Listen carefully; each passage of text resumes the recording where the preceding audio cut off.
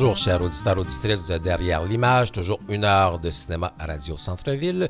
Guy Ménard à l'animation, accompagné d'Antoine à la régie. Bon matin, Guy. Bon matin, Antoine. Antoine, je ne sais pas si tu as connu, toi, le réalisateur d'animation Koenman. Non, je ne l'ai pas connu. T'as pas connu. Nous avons appris tout récemment que Koenman est décédé le 26 mai à l'âge de 84 ans, né à Amsterdam le 1er août. Koenman excellait dans l'animation image par image. On se rappelle entre autres que Le Château de Sable, qui a réalisé en 1977, avait remporté l'Oscar du meilleur court-métrage d'animation. Et il y a quelques années, en 2018, nous avions rencontré Koenman. On a fait une grande entrevue d'une heure et il nous apparaissait important pour rendre hommage à ce très grand réalisateur d'animation de rediffuser cette entrevue et nous vous permettons maintenant d'entendre la voix de Koenman.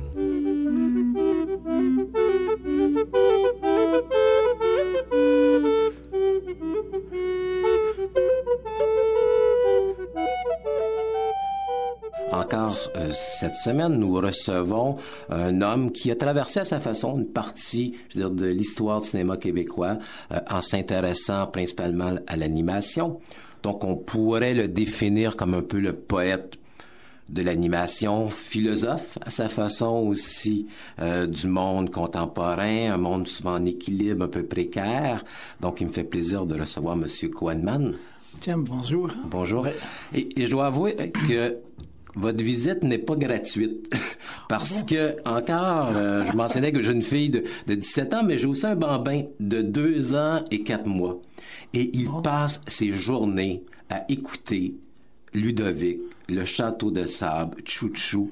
Et je me disais, c'est magnifique. Et là, je pensais entre autres au Château de Sable, hein, c'était réalisé en 77.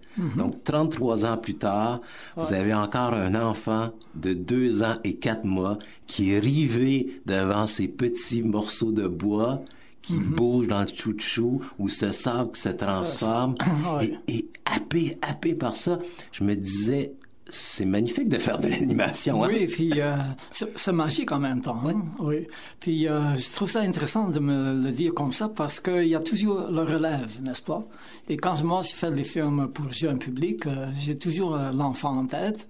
Et puis l'enfant un jour va agrandir, puis sa fille, son frère prendre sa place, puis ça continue. Et à la fois, ce qui est magnifique, c'est que ces films-là sont atemporels.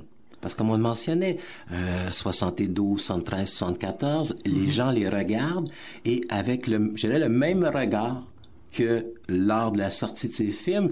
Et en effet, on peut parler d'un bambin québécois, mais on pourrait dire la même chose pour un enfant qui vient de la Chine, un enfant qui vient de l'Afrique. Il y a cette façon, dans votre façon de faire du cinéma, qui rend les films atemporels, qui rend les films universels. Très, très juste. Parce que moi, je peux difficilement expliquer ça, mais en même temps, on peut parler, comme tu as mentionné, quand tu parlais le poète. Donc, je parle toujours de la poésie visuelle. Donc, c'est le cinéma d'animation. Il y a pas de temps attaché à ça. Et même quand j'ai fait les films Ludovic, j'ai fait beaucoup d'attention de ne pas laisser des signes qui peuvent dater le film. Disons, un ordinateur ou un cellulaire, ou un portable. Donc, j'évite ces choses-là. Il y a toujours une forme de communication, ça peut être un téléphone ou quoi, mais j'essaie de créer une ambiance ou un environnement qui est quand même universel aussi, comme l'histoire est universelle. Et vous parliez que vous adressez beaucoup aux enfants. Et c'est vrai que de l'entendre de cette façon, ça a l'air finalement un peu facile. Alors que finalement, la communication des enfants est pas si évidente à transcrire au cinéma parce qu'ils ont des codes. On a beau toujours se rappeler qu'on a été enfant, mais on s'aperçoit que finalement, on oublie. Et de se ramener dans leur univers, de découvrir leur psychologie de l'enfance, c'est quelque chose qui est quand même assez ardu. C'est très juste parce que souvent, quand les cinéastes essayent de faire des films pour enfants, ils ne s'adressent pas aux enfants. ou quand ils sont à la recherche, ou ils sont en train de faire... C'est leur pensée, évidemment, mais en tant qu'adulte. Donc, des fois, ils oublient qu'ils s'adressent à un enfant. Alors, quand moi, je fais des films pour jeune public, je généralise en même temps, je garde, premièrement, mon enfance en tête. Je parle de moi-même quand j'étais petit. Si j'étais à l'âge de l'enfant à qui je m'adresse. Mais ça peut être aussi les parents. Donc, on inclut tout le monde. Et c'est bien lorsqu'on parle de l'enfance, peut-être de se rapporter à vos débuts. Hein. Vous êtes né en 1940, vous êtes né aux Pays-Bas, et vous êtes arrivé à Montréal en 1965 à peu près. C'est ça, c'est très juste. Et qu'est-ce qui vous a amené à l'animation, finalement? Est-ce que c'était déjà dès votre enfance quelque chose qui vous attirait, ou c'est un parcours, finalement, qui fait en sorte que vous avez découvert un intérêt? Il y a toujours un hasard, en quelque part.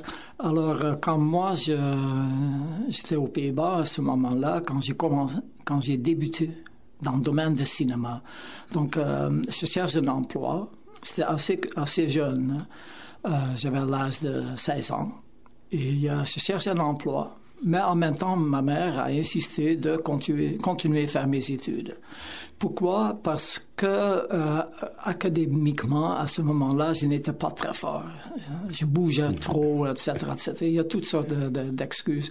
Alors, pas loin de chez nous, il y avait une maison de cinéma. Et donc, je cherchais à ce moment-là un débutant. Un travail? Il cherchait un assistant. Un assistant, oui. Pour leur département d'animation. Puis, donc, c'est comme ça que j'ai commencé à faire de l'animation, mais c'est plutôt des effets et des titres pour des films, des cartes avec des lignes qui bougent, etc., etc. Puis, on ne faisait pas vraiment des films spécifiquement pour l'animation. C'était souvent relié à des films documentaires qu'on faisait. Disons, un film sur les ampoules de Philips. Alors, ils voulaient insérer des séquences d'animation animées, puis comment ça fonctionne, etc., etc. Finalement, vous étiez un peu un vendeur à ce moment-là. Non, je ne le voyais pas. Non, certainement pas. Non. Mais aujourd'hui? Mais pour moi, c'est comme pour apprendre le métier. C'est ça qui m'intéressait. J'étais fasciné. Je tombais en amour avec l'animation, plus que des films documentaires ou fiction ou quoi. Pour quelle raison? C'est très simple. Parce que l'animation, c'est magique. Puis on pouvait inventer n'importe quoi et manipuler les images et puis faire plaire au public, si on veut. Et l'ONF, est-ce que c'était est-ce que le fait que vous débarqué à Montréal, est-ce que c'était associé à ce moment à l'ONF et à sa tradition de l'animation, ou c'est encore là un hasard? Pas tout à fait un hasard. Donc, je suis arrivé à un moment donné un peu au bout de la ligne. Je ne pouvais plus me dévoiler ou faire d'autres explorations. Il y avait très peu d'activités de cinéma d'animation aux Pays-Bas. Il y avait des maisons de production, mais ça ne m'intéressait pas vraiment. Puis, on avait déjà entendu des fameux films venant de l'Office national des films, surtout les films de McLaren. Puis, donc, je me rappelle très clairement encore, c'était 1958, à l'Expo à Bruxelles. Ouais. J'ai vu la merle. Le merle, ça. Puis, j'étais fasciné par ça. S'il y a quelqu'un qui peut faire des films de cette envergure, c'est mon domaine. C'est mon domaine. C'est ce que j'aime faire l'expérimentation. Donc, je me disais, peut-être je dois aller au Canada. Donc, j'ai contacté l'Office national du film et puis leur réponse était très simple en disant que oui, quand vous êtes arrivé, venez nous voir. C'est tout. Est-ce que vous avez rencontré McLaren à ce moment-là? Pas le premier jour. Quand je suis arrivé à l'ONF, j'ai eu une entrevue avec Bob Farrell et Wolf Koenig, donc les deux têtes du département d'animation. À ce moment-là, il n'y avait pas encore le département de l'animation côté francophone.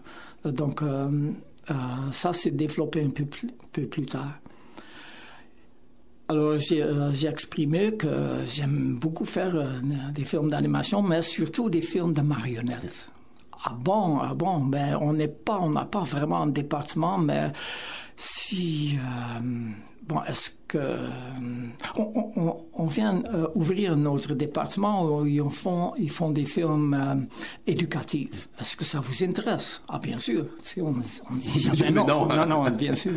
Alors, il y avait une équipe qui s'occupait à faire des films éducatifs, des films scolaires, comme on dit ça. C'était l'équipe de Robert Forget, entre autres. Oui, c'est ça, Michel Moreau, Robert Forget, Jean Baudin et d'autres aussi. Puis, donc, ça tombait parfait parce que c'était des jeunes cinéastes qui ne connaissaient pas vraiment le domaine de l'animation et je me sentais complètement à l'aise à répondre à leurs besoins. C'est faire des films éducatifs en animation.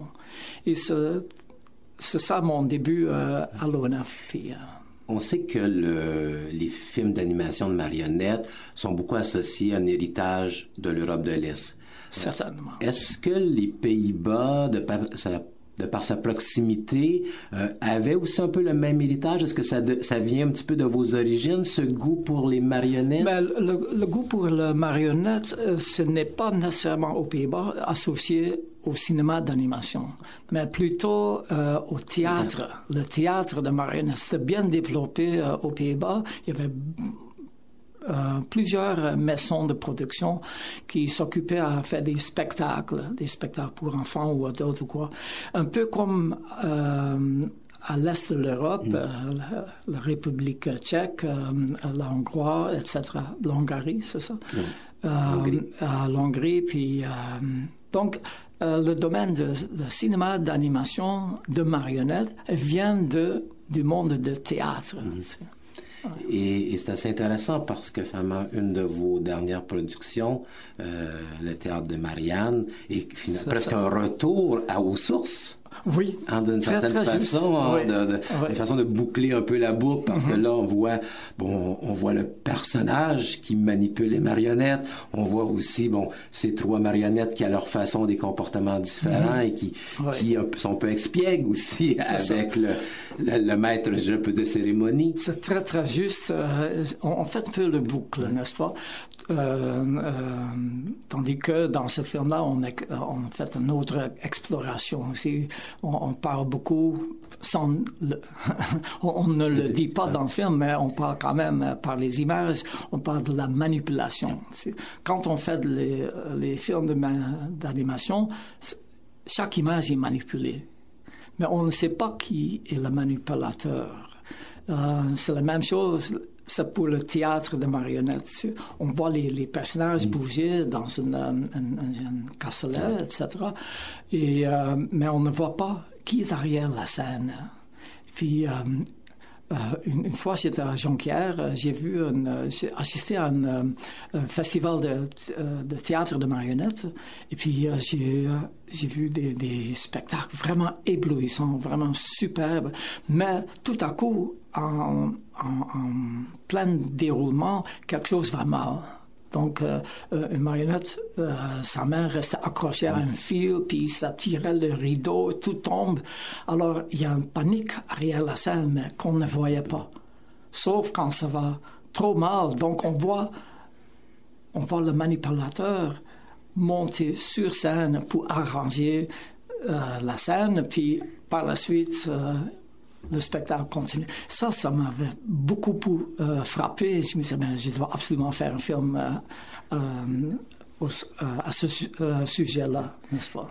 Et ça, je trouve ça assez intéressant ce que vous mentionnez parce que je me réfère entre autres à La Boîte, qui est peut-être finalement le film le plus explicite, où là, on vous voit directement manipuler les objets, même à un certain moment, remettre les fameux souliers aux marionnettes. Oui. Et là, on voit à quel point que vous avez une réflexion sur ce pouvoir de la manipulation sur l'animateur qui est un peu un démiurge par rapport à ces marionnettes. Hein? C'est parce que ces personnages-là sont inanimés, en fin de compte. Donc, pour faire bouger, ils ont besoin de quelqu'un. Donc, c'est l'animateur, n'est-ce pas?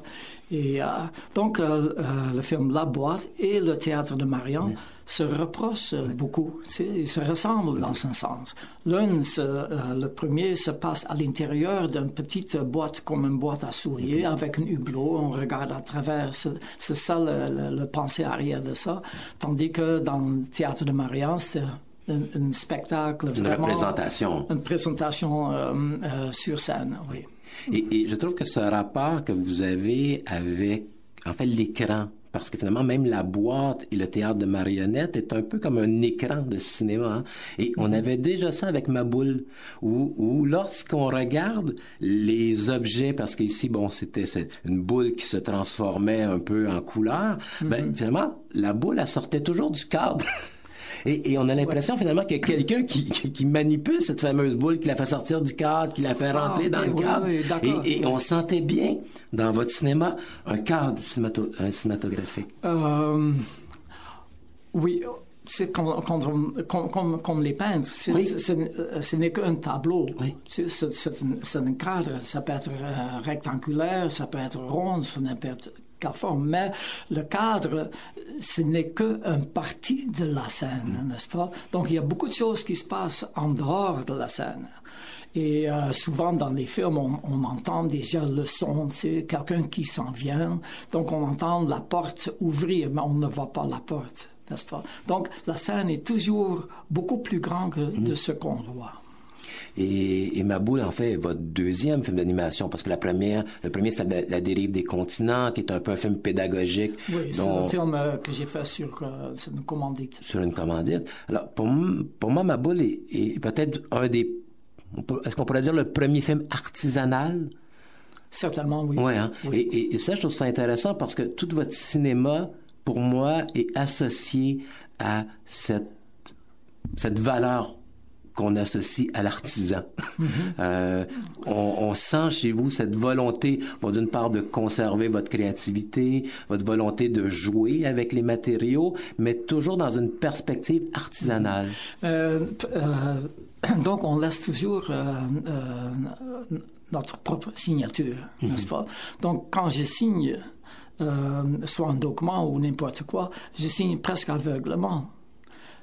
Parce que ça vient de moi. C'est pas nécessaire que pour moi de vérifier si je l'ai bien fait. Une signature, c'est un geste très intuitif, n'est-ce pas? Alors, quand je fais les films, chaque film que je fais porte ma signature, mais c'est une signature intuitive, très, très intuitive. Et dans le cas de Ma Boule, ce qui est assez intéressant, c'est qu'au niveau technique, vous avez exploré les possibilités techniques, parce que dans ce cas ici, c'était les objets qui étaient fixes et c'était vraiment la caméra qui se déplaçait pour créer un mouvement, ce qui était aussi à l'époque, je dirais pas de nouveauté, parce que ça avait déjà été fait, mais ça créait vraiment une dynamique particulière. Hein? Très, très juste, car à ce temps-là, on était beaucoup pris par les expérimentations que Norman McLaren faisait. Moi, je ne voulais jamais, et je n'ose jamais faire des films comme lui le faisait, mais en regardant ses films, en écoutant McLaren parler aussi, parce qu'on le rencontrait assez souvent, ça nous met dans l'esprit de l'expérimentation. Et ce que j'ai fait effectivement avec le film Ma Boule, techniquement, il y a beaucoup de manipulation et beaucoup d'innovation. Sauf je n'osais pas aller très loin encore, ou trop loin, parce que pour moi, c'était encore, le cinéma à ce temps-là, c'était encore pour moi un apprentissage aussi. Parce que l'on parle de 1969, vous êtes vraiment à vos débuts, hein? Oui. 70, j'ai commencé à 68, je pense, oui. Et dans le cas de Ma Boule, ce qui est aussi intéressant, c'est que, et ça va revenir souvent dans votre cinéma, c'est que, oui, vous travaillez beaucoup avec les matériaux, oui, une grande expérimentation, mais il y a toujours un certain humanisme qui passe dans vos films, et vous avez une façon d'aborder la vie qui est peut-être un peu différente de ce qu'on attend en général. Et dans ce cas ici, c'est que ce personnage-là est peut-être plus intéressé par la boule blanche que par la boule de couleur, ce qui est souvent un peu inédit chez les enfants, parce que la couleur de l'eau devrait être plus attrayante, alors que lui, on vous le plaçait dans une situation qui est un peu plus fragile. Hein?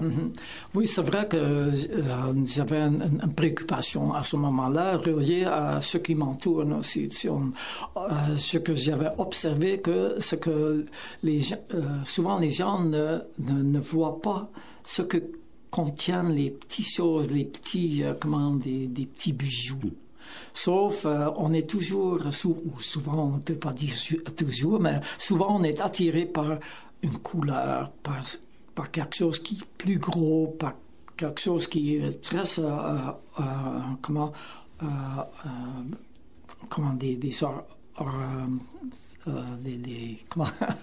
oh, je me trompe. Les choses qui sont très décorées. Par quelque chose de plus flamboyant, quelque chose de plus coloré. Oui, très, très juste. Alors, mais dans le film Ma Boule, il y avait le petit ballon blanc, ou la petite boule blanche. Puis, et puis, la petite boule veut démontrer au personnage qu'il y a quelque chose à l'intérieur, quelque chose de magique, mais il faut toucher, il faut accepter. Mais il ne l'acceptait pas.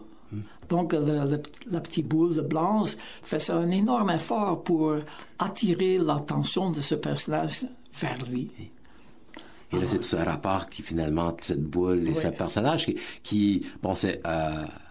la radio, c'est parfois un peu difficile de démontrer, mais finalement, bon, c'est un tableau noir, hein, c'est sur fond noir, et c'est des cordes de métal. C'est ça. Tout simple. Parce que je n'osais pas fabriquer encore une personnage. On n'est pas dans les poupées encore, hein. Finalement, ça ressemble à une poupée, mais on n'est pas dans les marionnettes. Ce n'est qu'un squelette dans un sens. Juste deux fils que j'ai mis ensemble, puis le cercle faisait la tête, ou le rond faisait la tête, deux fils les bras et deux autres fils les pattes ou les jambes. Donc, une personne super simple. Mais je me disais, on ne s'exprime pas nécessairement toujours par les expressions faciales, mais par les gestes. Alors, c'est à travers les gestes que le personnage fait ça, qu'on peut bien comprendre qu'est-ce qu'il y a à dire, n'est-ce pas? Donc, nous vous rappelons, auditeurs, auditrices de Derrière l'image, que nous rencontrons Crow Edman. Nous allons faire une pause musicale et nous allons consacrer finalement cette première pause musicale à une musique inuite. Parce que c'est important dans votre carrière, hein, c'est Légendes Esquimaudes. Oui. Vous allez consacrer 4 films aux Légendes Esquimaudes. Donc, on prend quelques minutes pour nous placer un peu dans l'ambiance et nous revenons après pour parler comment vous êtes arrivé à vous intéresser pendant presque 4 ans, si intensément, à ces Légendes Esquimaudes.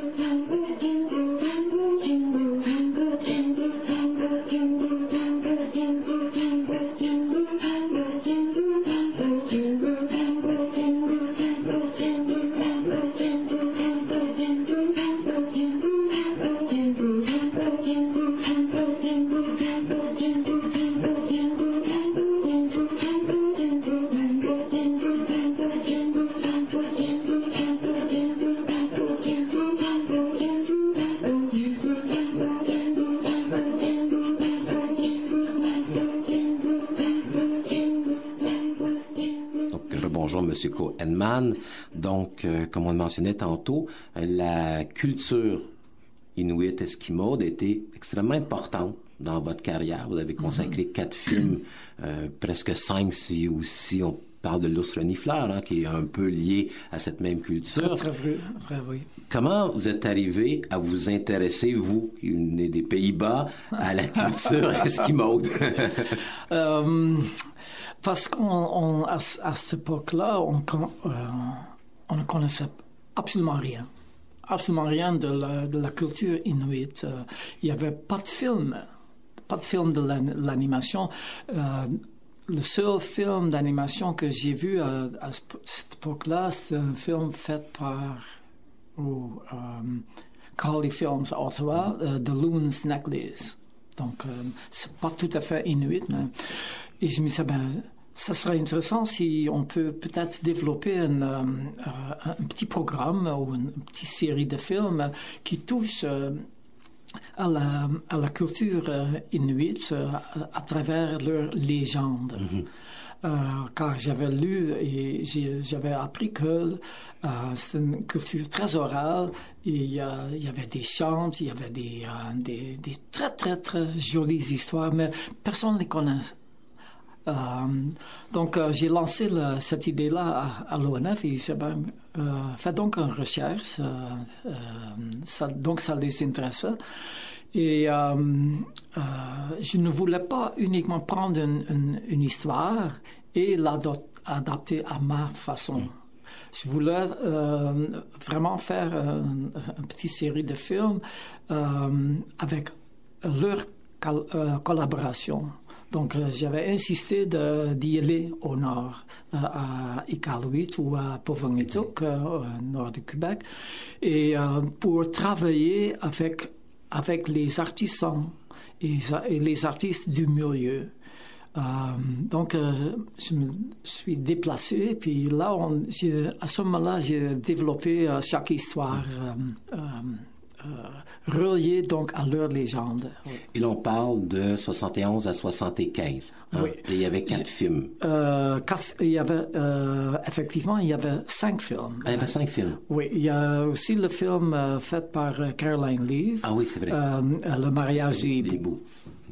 Donc, on avait ces 4 films, mais je ne les ai pas faits tout ensemble. C'est reparti sur une période de temps. Et même pendant ce temps-là, j'ai travaillé sur Chou-Chou, j'ai travaillé aussi sur Château de Sable. Donc, je faisais un peu de tout. Et le premier est en 71 et c'était la légende, en fait, qui était liée au l'hibou et le lemming. Hein? L'hibou et le lemming, oui. Et là, on voyait apparaître pour la première fois les marionnettes. Oui, c'est vrai. Parce que dans les autres films, il y avait un début de marionnette, alors que là, dans ce film-là, vraiment, la technique utilisée, c'est la technique de marionnette qui va devenir un petit peu, finalement, un peu votre représentation par la suite. Là. Parce que j'avais vu une personnage faite, je me rappelle pas le nom du village en Inuktitut, mais c'était Fort Chimo. Donc, c'est le nom anglais au nord du Québec. Un petit personnage qu'on appelait Ukpik. Et j'ai trouvé ça très, très fascinant. Mais je ne voulais pas copier. Je ne pouvais pas parce qu'il y avait des droits attachés à ça. Alors, rendu à Iqaluit, j'étais en contact avec une jeune fille. Et puis, j'ai dit, écoute, on aimerait faire un film relié à Ukpik. Donc, l'idée de faire l'hibou et le lemming est venue à ce moment-là. Puis, elle dit ça, oui, c'est magnifique. Elle connaissait l'histoire. Et donc, elle a conçu le personnage, donc l'hibou. Ensuite, il y avait dans cette histoire le lemming.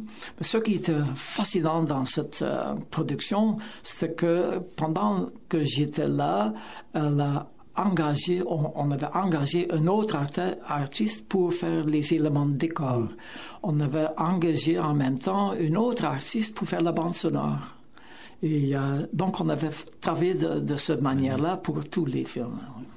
Et ça, je trouve que c'est quand même extrêmement important parce que lorsqu'on regarde votre cinéma, et c'est peut-être aussi l'animation en 3D qui crée cette perspective-là, mais il y a toujours un genre de rapport étroit entre l'imaginaire et le réel. Et dans ce cas ici, oui, on est dans un monde imaginaire, un monde de légende, un monde de contes, mais tous tout ce qui nous entoure, même si ça reste du cinéma d'animation, nous apparaît finalement un peu vrai. Hein? Même les distances focales, les distances en l'avant-plan et l'arrière-plan, tout nous ramène à une dimension qui pourrait être finalement réelle.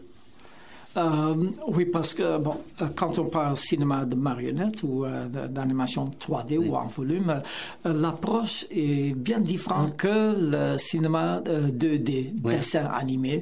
Notre approche est beaucoup plus reliée au cinéma réel. Donc, une prise de vue de caméra. Donc, on crée un décor, on installe la caméra et on regarde la scène, puis je dis, OK, la caméra ici à gauche, un peu plus proche, un peu plus loin. On pense plus pour la continuité et toutes les mises en scène comme des films réels. Et vous avez ajouté cet aspect pour moi qui est un peu comme un ethnologue. Donc, vous utilisez un peu la matière, ici la culture, pour l'introduire dans le film et la faire découvrir aux gens et pour accepter la diversité un petit peu culturelle.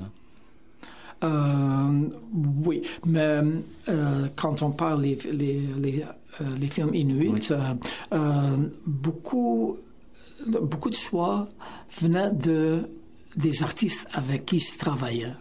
Mais moi, mon rôle, ce n'était pas comme essayer de prendre tout, sauf mon rôle, c'était plus comme un cinéaste. Donc, on fait du cinéma. Donc, je me vois la plupart du temps plus comme un technicien qu'un artiste qui fait son propre œuvre. Et dans le cas de cette série sur les Inuits, ce qui est aussi, je trouve, fascinant, c'est que 4 films que vous réalisez avec, finalement, 4 approches différentes. Ça aurait pu être le même film reproduit donc 4 fois, alors que là, non, vous cherchez à utiliser les matériaux et à vous se servir de ces matériaux-là pour donner une ambiance différente, créer un monde aussi différent. C'est intéressant aussi parce que quand j'étais à Purvong-Niituk, c'est un village, ou un settlement, donc un village où il y avait beaucoup de culture. Et il y avait le co-op où les artistes faisaient des stone printing, donc les empreintes de pierre et des gravures. Et quand j'ai vu les gens travailler comme ça, je trouve ça fascinant. C'est en noir et blanc. Puis peut-être on peut prendre une de leurs histoires et les traiter de cette même manière, sauf adapté pour le cinéma. J'étais en contact avec un vieux du village, Amitou, en tout cas, son nom n'est pas si important. Et puis, il me dit, j'aime beaucoup collaborer à votre film, donc il m'a fait le storyboard. Et ce qui était fascinant, c'est que chaque fois qu'il me fournissait un dessin, je lui payais un petit montant par gros, parce que je me disais, à travers de ces dessins que lui me fournisse, on peut construire le film. Il trouvait l'idée géniale. Donc, des fois, il arrivait avec un tout petit bout de papier où il y avait une scène, un autre c'était sur une grande feuille, un autre sur le dos d'un paquet de cigarettes, et puis finalement c'est devenu le storyboard. C'est ça qui était facile. Excusez. C'est Lumark, je crois. Ça c'est pour Lumark. Pour le film Lumark, oui. Devlialuk Admituk, c'est ça son nom. Et puis un jour, je me disais, mais j'ai plus besoin d'autres dessins. Je pense que j'ai tout ce que j'ai besoin. Sauf sa fille venait continuait à m'apporter des dessins.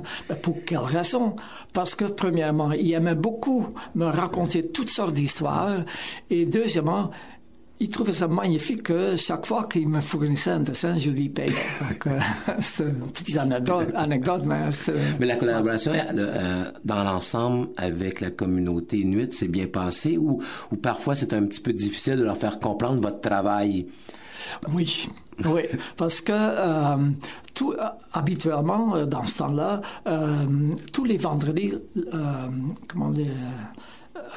les Inuits se regroupent ensemble à la mission pour regarder des films. Alors, chaque été, il y a le bateau qui arrive avec un nouveau batch de films, donc des films, des westerns, des n'importe quoi. Mais il ramasse seulement ces films-là à la fin de l'hiver. Okay. C'est quand le bateau revient. Donc, il revoit les films tous les vendredis. C'était magnifique comme ambiance. Et puis, eux avaient en tête que les gens qui font du cinéma sont des gens qui font beaucoup d'argent, qui deviennent très, très riches.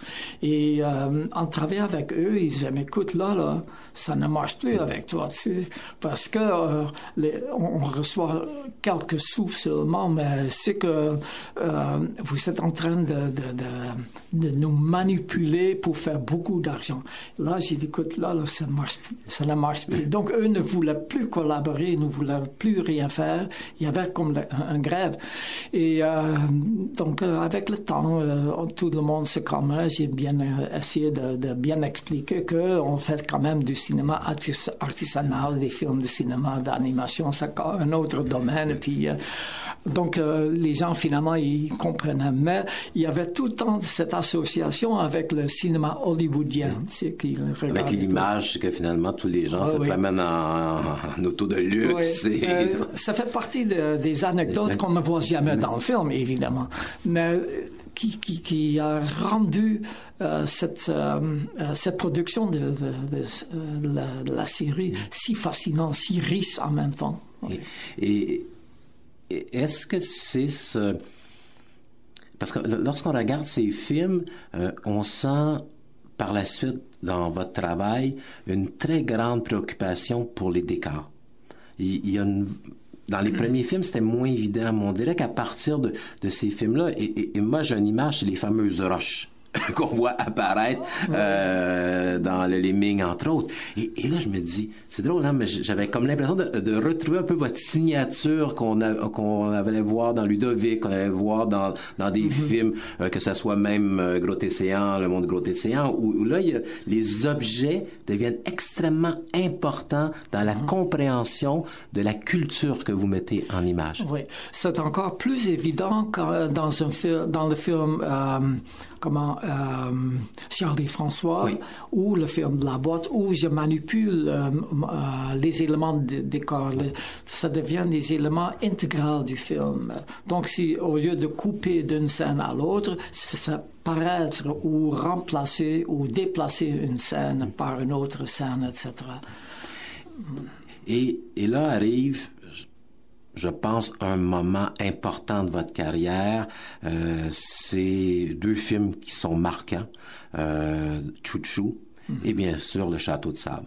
Pour différentes raisons. Bon, parce que Le Château de Sable va remporter l'Oscar du meilleur film Hollywood. Donc, on est en 78. C'est comme une consécration de votre travail. Chou-Chou aussi va remporter plusieurs prix. Vous réussissez à trouver votre niche, hein. Je veux dire, oui, vous êtes, oui, dans vos années, peut-être, je n'ai pas de gloire, mais les années où votre travail est reconnu mondialement. Oui, c'était pas ma préoccupation vraiment de faire... C'était jamais la préoccupation, mais c'est finalement, on pourrait dire que sur ces 10 années-là, Kohenman devient un animateur important et reconnu mondialement. Oui, bien sûr, on cherche toujours une reconnaissance, hein, c'est ça, ou un peu la gloire. On ne veut pas toujours admettre, mais on cherche. Oui, mais ce qui est intéressant, si on compare ces deux films-là, sont deux films qui sont vraiment venus de moi-même. C'est ma façon de penser, les influences de mon enfance et l'influence de ceux qui m'entouraient à ce moment-là. Comme Chou-Chou, j'ai vu les enfants jouer devant le foyer avec les petits cubes de bois, puis ils se promenaient, ils les tenaient en main, puis ils se promenaient avec, et il y avait même dessiné les personnages. Ça m'inspirait beaucoup. Château de Sable, l'inspiration, c'était qu'un jour, on était sur la plage et j'ai vu les enfants surtout, travailler fort pour créer un château ou un monstre ou n'importe quoi dans le sable sur plage. Et puis, par la suite, la mer monte et efface tout. Puis, par la suite, on remonte sur scène à la plage et puis les enfants continuent à jouer comme il l'avait jamais fait. Alors, ce sont des préoccupations qui ont resté avec moi, et un jour, je vais absolument faire un film. Mais au-delà de ça, lorsqu'on regarde Chou Chou, qui est un film uniquement avec ses morceaux de bois, que ce soit Le Château de sable, qui est un film uniquement de sable, on se dit, oui, les marionnettes, c'est facile, parce qu'on peut, image par image, avec les armatures, les faire bouger. Alors que là, vous avez un morceau de bois où l'intérieur est solide, le sable qui est un peu mouvant. On se dit, techniquement, ça devait être difficile à faire. En tout cas, quand on regarde ce film-là, c'est un peu la préoccupation qu'on se dit. Oui, c'est un aspect que j'aime beaucoup. Donc, il y a des limitations. Et moi, j'essaie de m'amuser ou de faire quelque chose fort ou quelque chose d'intéressant malgré les limitations. Donc, je veux prendre avantage avec le matériel que j'ai en main, soit le sable, et c'est à moi de résoudre les problèmes techniques. C'est pas le spectateur. Le spectateur, c'est la personne qui regarde le résultat de mes efforts. Puis donc, Chou Chou, je me suis dit, le défi à propos de Chou Chou, c'est de faire un film intéressant, un film qui se tient ensemble uniquement avec des blocs de bois. Le Château de sable, uniquement avec le sable. Bon, peu importe comment je manipule le sable, ça, ce n'est pas important. Mais c'est toute la préoccupation que j'avais d'essayer de faire quelque chose avec une matière qui se manipule pas si facilement. Parce que dans le cas de Chou Chou, pour les gens qui vont le voir, qui l'ont déjà vu, bon, ils ont des images, mais ceux qui l'ont jamais vu, dites-vous que c'est pas 2 ou 3 morceaux, c'est une centaine de morceaux à certains moments qui commencent à bouger. Donc, ça devenait, finalement, devait être très laborieux d'arriver à pouvoir créer ce mouvement ou non, ou ça se faisait pas. Oh, c'est une question technique. Hein, c'est une question technique. Oui. C'est quoi les plus grandes difficultés techniques dans ce cas ici? Pour Chou Chou? Pour Chou Chou? C'était plutôt avec le mouvement de caméra et les éléments de décor avec et aussi j'avais les personnages donc très très limités, juste trois petits blocs avec des bras, des jambes et une tête. Alors bon, quand j'avais développé cette technique-là, bon, c'est dans ma poche. Donc ça fait l'autre élément, c'est les éléments de décor et comment je peux intégrer tout ça ensemble pour que ça reste cohérent et tout.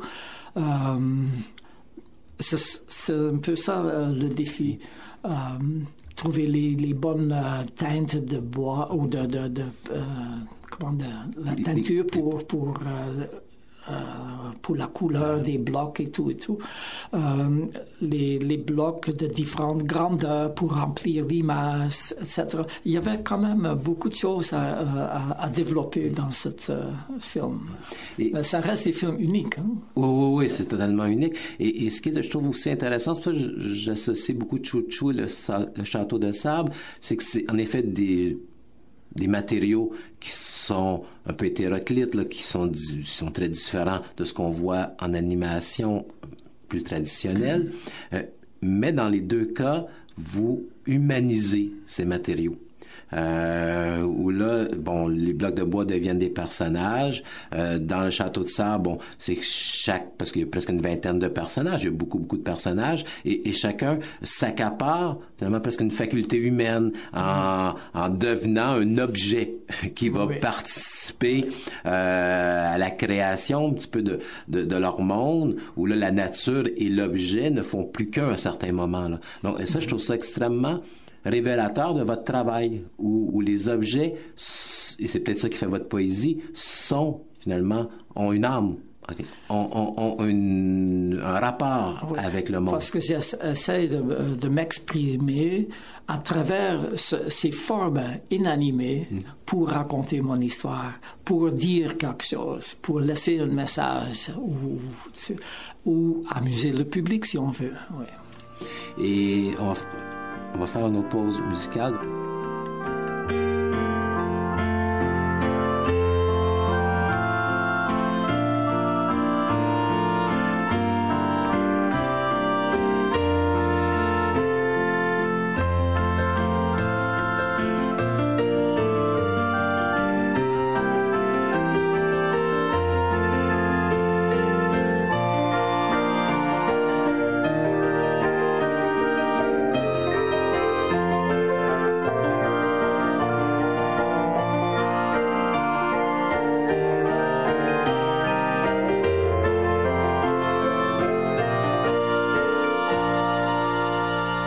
L'importance de Ludovic, faut pas se le cacher. C'est 4 films qui vont marquer, je pense, l'histoire de l'ONF. Donc, cet ourson en peluche, qui est le seul à parler, faut bien dire, dans ses films. Les gens qui l'entourent, eux, finalement, regardent un peu agir Ludovic. Et là, c'est 4 saisons. Et c'est ce Ludovic qui rencontre son grand-père, qui joue avec ses crocodiles, qui tombe un peu finalement sous le charme d'une petite fille, ou une petite fille tombe sous son charme, et tout ça, je veux dire, c'est un peu l'humanité qui est racontée à travers Ludovic. Ouais. Alors, pour bien me situer à cette époque-là, j'avais mes petits-enfants, très jeunes, à l'âge de 2 ans, 3 ans à peu près. Et je me dis, mais ce sera intéressant de faire un film pas juste pour eux, mais pour ce public-là. Parce que en regardant les émissions de télévision, les samedis matins, cartoons, etc., c'était pas toujours trop emballé par ce que je voyais. Et souvent, il y avait beaucoup d'agressivité dans ces films, ou comment les productions, quand on parle des films pour jeunes enfants, il n'y avait pas toujours un enfant en tête. Mm-hmm. Et puis, je me disais, mais ça serait intéressant d'essayer de faire au moins un film. Je commençais par un film seulement. Qui était lequel? Quelle saison? L'hiver. Comment? Qui était une poupée dans mon jardin. Non, pas dans mon jardin. C'est un crocodile dans mon jardin et une poupée. On va regarder mes notes. Pourtant, je l'ai tellement vu. Oui, regarde. Mais moi, j'ai manque. C'est une poupée dans la neige. Dans la neige. C'est ça. Ça a l'air drôle. Même moi, je me rappelle plus. En tout cas. Oui, donc j'avais en tête faire un film pour un très jeune public. Et ça peut être un personnage qui, peut-être, on l'a trouvé dans la rue. Et puis, donc, je commençais à former une idée, mais peut-être c'est pas le personnage qu'on trouve dans la rue ou dans une poubelle ou quoi, mais peut-être c'est lui le personnage. Et le personnage trouve cette poupée. Une poupée. Donc c'est un peu l'inverse de ce que j'avais pensé initialement. Quand j'ai lancé l'idée à l'ONF, il trouvait ça fort intéressant. En même temps, je me disais, parce que je m'adresse à un très jeune public, les enfants ne peuvent pas lire, et ce serait intéressant si je peux faire, comme mes autres films, pas tous mes films, mais la plupart de mes films, faire un film universel, donc sans dialogue, uniquement avec les expressions et la musique. Donc, j'ai construit ce film avec cette idée en tête que Ludovic ou personne parle dans ces films-là. Et à la fin, en parlant avec mon producteur, elle dit oui, c'est bien beau, mais ce sera peut-être pas une si mauvaise idée si Ludovic parle. Oui, mais comment il va parler? Oui, ce serait intéressant en même temps parce que si Ludovic parle, peut-être il ne parle que de ses pensées. Donc c'est une voix intérieure. Donc, il ne parle pas vraiment de haute voix, mais il décrit une situation.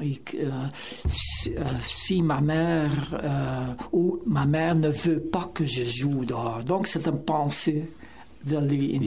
Et cette formule-là me plaisait beaucoup. Alors, à la fin, on a construit une bande sonore avec Ludovic qui parle à lui-même ou de lui-même dans ce film. Donc, personne d'autre parle. Et ça marchait bien. Ouais. Et ce qui est aussi fascinant avec le personnage de Ludovic, c'est que c'est un être qui est fragile, puis à la fois aussi un personnage un peu cru. Dans la mesure où il va exprimer des sentiments très très forts qui peuvent nous surprendre. Donc je prends l'exemple entre autres avec cette fameuse poupée qui détruit son mobile et à un moment donné qui dit bon débarras parce qu'elle va partir. Mm-hmm. Mais c'est un peu surprenant parce qu'on n'a pas souvent cette image de l'enfance qui, je dirais ici, qui est naturelle, qui est pas embellie. Mm-hmm. Et il y a souvent dans le personnage de Ludovic cette contradiction de sentiments. En partant, Ludovic, c'est un personnage doux. Il n'est pas un personnage non agressif. Donc ça fait partie de sa personnalité. Par contre, il s'exprime. Et un enfant de cet âge-là, comment il s'exprime? Parce qu'il s'exprime de la manière comment il a vu. Il a vu sa mère être en colère contre lui. Donc, l'enfant copie ce qu'il a vécu. Et c'est bien exprimé dans ce film-là quand la petite statuette est brisée. Sa mère vient sur scène et elle est un peu en colère contre Ludovic. Mais Ludovic, c'est à l'intérieur de sa tête, c'est très bien, c'est pas lui qui a brisé. Oui, c'est sa poupée. Alors, le rôle est inversé. Donc, lui prend le rôle de l'adulte et il réprimande sa poupée. Donc... Et vous abordez avec Ludovic des thèmes aussi qui sont importants et qui sont, oui, associés à l'univers de l'enfance, mais parfois aussi à l'univers de l'adulte. Et là, je pense entre autres au deuil, avec lorsqu'il va voir Ludovic chez son grand-papa. Mm-hmm. Ouais. On avait déjà ça un peu avec Charles et François, et là, ça revient. Ouais. Et souvent, c'est des thèmes qu'on n'aura pas automatiquement, finalement, on n'associera pas automatiquement à l'étiquette de l'enfance. Et vous n'avez pas peur d'aborder ces thèmes-là à travers, Ludovic et sa bonté. Oui, mais je dois vous expliquer aussi que j'avais une magnifique équipe. J'ai travaillé en collaboration avec Marie-Francine Hébert. Donc, elle connaissait très, très bien le domaine de l'enfant à travers ses écritures et aussi les émissions pour enfants qu'elle faisait. Donc, on faisait une très, très belle équipe. Elle avait ses pensées, puis moi, j'avais mes pensées. Ensemble, on arrivait à former le film, à construire le film comme ça, avant qu'on a enregistré les images sur pellicule. Ouais. C'était magnifique comme collaboration. Ouais. Mais les thèmes que vous abordez sont des thèmes qui sont, comme je disais, parfois moins souvent associés au monde de l'enfance. Et vous avez cette préoccupation de dire que les enfants peuvent aussi avoir peur, peuvent comprendre finalement le monde des adultes, leur tristesse, le deuil, entre autres, je reviens avec l'émission avec le grand-papa. C'est bien exprimé dans le film Les vacances chez grand-papa. Donc, grand-maman, elle a décédé. Mais dans la tête de Ludovic, elle reste toujours vivante. Comment on peut exprimer ça? Donc, quand il entre dans le boudoir, il voit le portrait. Et le portrait, dans sa tête, encore c'est son imaginaire qui joue un rôle si important, la mère devient vivante. Il va danser ensemble parce que grand-maman aimait beaucoup danser. Alors, inconsciemment, Ludovic aide son grand-papa à passer à travers le deuil. Mm-hmm. Et pour moi, c'est un de ces films dans la série, un des plus forts. Pas nécessairement, l'enfant ne l'interprète pas toujours, mais c'est surtout les parents qui regardent en même temps avec l'enfant. Souvent, les parents réagissent aussi fort que l'enfant, mais sur un autre niveau. Donc, on rappelle, chers auditeurs, auditrices, que nous sommes avec Kohenman. Il ne reste que quelques minutes. Ça passe très rapidement, 7 heures, sur ton agréable compagnie. Mais il y a quelque chose dont on parle pas beaucoup dans votre travail, que je trouve extrêmement important, c'est toute la notion du mouvement et du rythme. Parce que vos films sont souvent des films de 14, 15, 16 minutes qui ont jamais l'air de cette durée-là. Et je pense, entre autres, à Mascarade, dont on parle pas beaucoup, qui est un film d'animation de 30 minutes et qui fonctionne parce que vous avez ce sens du rythme, du mouvement, qui fait que vous pouvez parfois, davantage que d'autres animateurs, raconter des histoires sur une durée qui est plus longue. Et ça, c'est une particularité chez vous qui est essentielle aussi pour comprendre bien votre univers. C'est vrai, le film Mascarade, c'est un film très complexe. Ah, c'est extrêmement complexe. Parce que c'est un film relié à la créativité. Et j'avais créé un autre univers, donc plusieurs personnages dans ce film, chacun son caractère, chacun sa façon de s'exprimer, d'arriver au bout avec un défi, de faire quelque chose pour un spectacle. Puis c'est un film qui n'est pas beaucoup regardé. C'est pas pour quelle c'est pas pour quelle raison, parce que moi, c'est un de mes films préférés. Je trouve qu'il y a un univers, chaque personnage et une particularité. C'est intéressant, parce que vous travaillé entre autres avec André Melançon, dans ce cas-ci, comme co-scénariste. Oui. Et on a presque la garde des tucs, dans une certaine façon, à travers ces personnages-là. Oui, c'est un peu parce qu'il y a, oui, c'est la garde des tucs, c'est beaucoup d'influence de guerre, parce que ça portait en même temps, parce que lui était le co-scénariste, portait en même temps sa signature aussi, n'est-ce pas? Puis, oui, c'est un film complexe. Parce qu'il y a beaucoup de choses, peut-être il y a trop de choses. J'aurais dû faire peut-être un ménage, mais j'avais envie de faire un film un peu plus long que juste des courts métrages. Et j'étais fasciné un jour par l'idée de faire un jour un long métrage, heureusement, ou malheureusement, je ne l'ai jamais fait. Oui. Donc, c'est tout le temps qu'on avait, M. Kohenman. Donc, merci beaucoup. Nous rappelons aux auditeurs, auditrices que certains de vos films sont sur le site de l'ONF. Donc, on peut, en cliquant, sur l'ONF et Kohenman, avoir accès à certains de vos films. Certains autres sont uniquement la cinérobothèque de l'ONF. Et il y a toujours ce coffret de Ludovic où on retrouve quelques-uns de vos films.